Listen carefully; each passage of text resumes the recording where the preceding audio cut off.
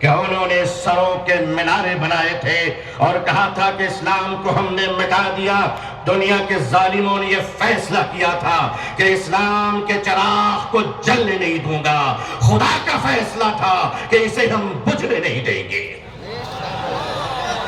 इधर सितमगर हुनर आजमाए, तू तीर आजमा हम जिगर आजमाए। लोगों, तुमने क्या समझ रखा है? हम जितने मुसलमान हैं उतने ही सीमेंटेड इंडियन भी हैं, उतने ही भारतीय भी हैं। हमें अपने ईमान की भी हिफाजत करना आता है, इस्लाम की भी हिफाजत करना आता है।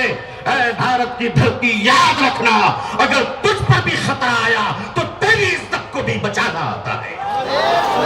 ये चाइना का बॉर्डर डोकलाम और ये कश्मीर से पाकिस्तान की सरहदें, ऐ भारत के नौजवानों, ऐ भारत के आर्मी जवानों, ये हिंदुस्तान का ये जियाला मुसलमान जिनकी माओ ने इनको गोड से का दूध नहीं पिलाया है, बल्कि इनकी रगों में हजरत टीपू सुल्तान का लहू दौड़ रहा है।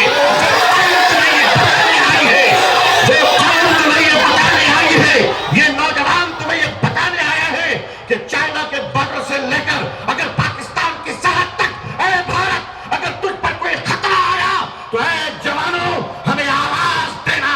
खुदा की कसम, हम अपने जवानों को, नौजवानों को, मुसलमानों को कफन पहनाकर सरहदों पे पहुंचा देंगे। नारे तकबीर! नारे तकबीर! अल्लाहू अकबर! अल्लाहू अकबर!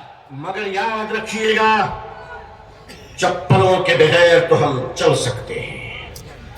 इन चप्पलों से कोई पूछ ले कि हमारे बगैर निकल भी सकते हो?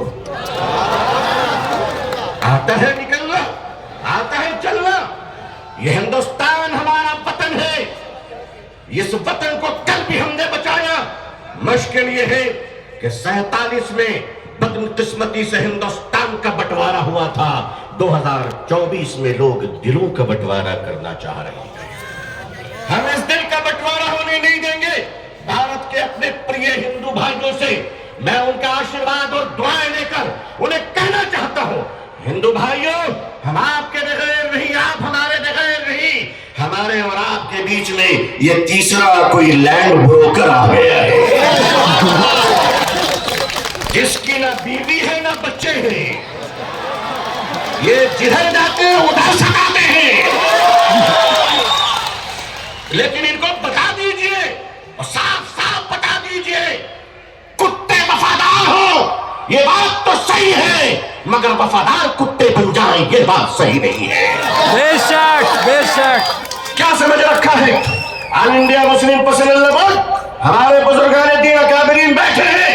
मैं आपसे सच कहता हूं, हमें अपने दीन की भी हिफाजत करनी है और अपने देश हिंदुस्तान की भी हिफाजत करनी है।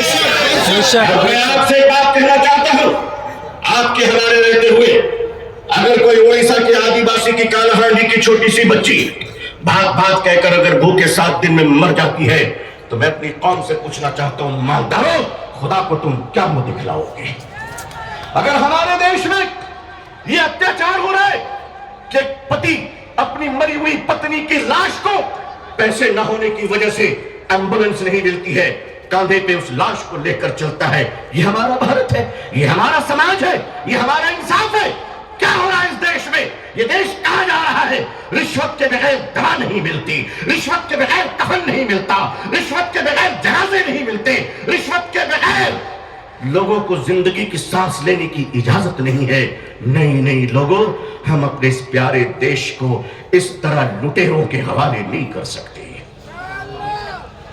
ये देश हमारा है, इस देश के पुलिस, इस देश की आर्मी, इस देश का जवान, ये हमारे भाई बहन हैं। जितने हमें अपने जीवन की परवाह है उतनी इनकी परवाह है। ऐ लोगों, ऐ देशवासियों, ऐ देश के हिंदू भाइयों, ऐ देश के मुसलमानों, वो दिन तुम भूल गए कि जब इस देश में कोरोना के जमाने में कुछ लोग थाली बजा रहे थे तो वो हम हैं जो थाली सजा रहे थे। सुभान अल्लाह, सुभान अल्लाह।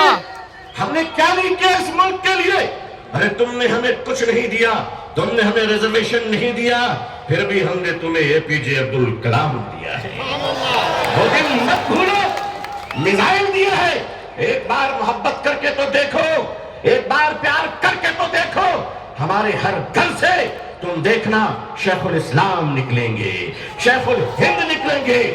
देश की हिफाजत करनी है, इंसानियत और मानवता को बचाना है। हिंदू भाइयों को मोहब्बत के साथ उनके सामने उनकी अदालत में अपनी बातें रखनी है। वक्फ क्या है, वक्फ का तहफ़्फ़ुज़ क्या है? ये बिलीवर्स की चैरिटी है।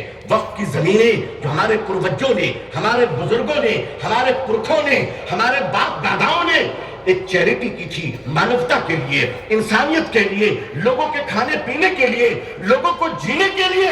आज उस जमीन पे आपकी नजर क्यों पड़ गई? हम जानते हैं महाशय क्यों पड़ी है।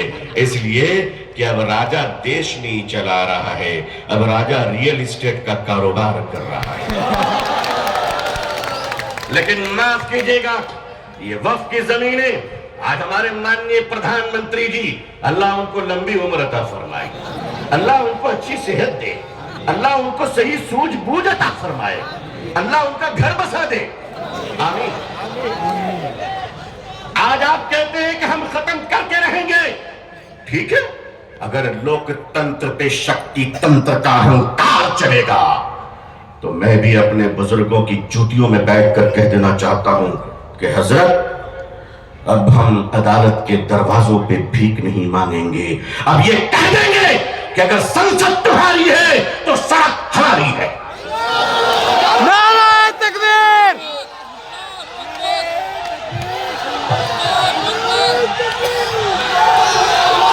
नारे तकबीर!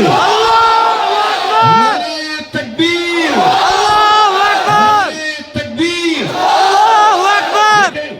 जब मुसलमान सड़क पर चलेगा तो एक तिनका नहीं जलना चाहिए, किसी बस पे पत्थर नहीं चलना चाहिए। संविधान के अंदर, लोकतंत्र के अंदर अपनी आवाज को बुलंद करना है और इस देश के हिंदू भाइयों को भी प्रेम से अपने गले लगाकर अपने बात रखकर इंसाफ की लड़ाई लड़नी है। ये देश किसी एक जाति और धर्म का नहीं है, हम सब मिलकर हैं और मिलकर रहेंगे इंशाअल्लाह।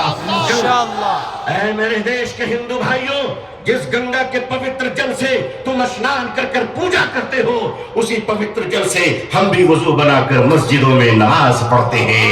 खुश रहिए, आबाद रहिए, अल्लाह आप सबको खुश रखे। बेंगलोर की ये तारीखी सरजमीन ऑल इंडिया मुस्लिम पसंदीदा बोर्ड का इजलास, ये तारीखी इजलास है जहां फैसले भी हुए हैं, तकदीर भी हुए हैं, जुर्रत किरदार और हिम्मत हक गोई का मुजाहरा भी हुआ है। अकाबिरीन की खिदमत में सैकड़ों सलाम पेश है, आपकी जुर्रत को सलाम है। लोगों तैयार रहना, अगर अकाबिरीन आवाज दें तो अब अगर जिंदा हो तो जिंदा होने का सबूत पेश कर दें। बेशक बेशक। अल्लाह खुश रखे। आखिर दावाना अल्हम्दुलिल्लाहि रब्बिल आलमीन वस्सलामु अलैकुम व रहमतुल्लाहि व बरकातहू। जिंदाबाद।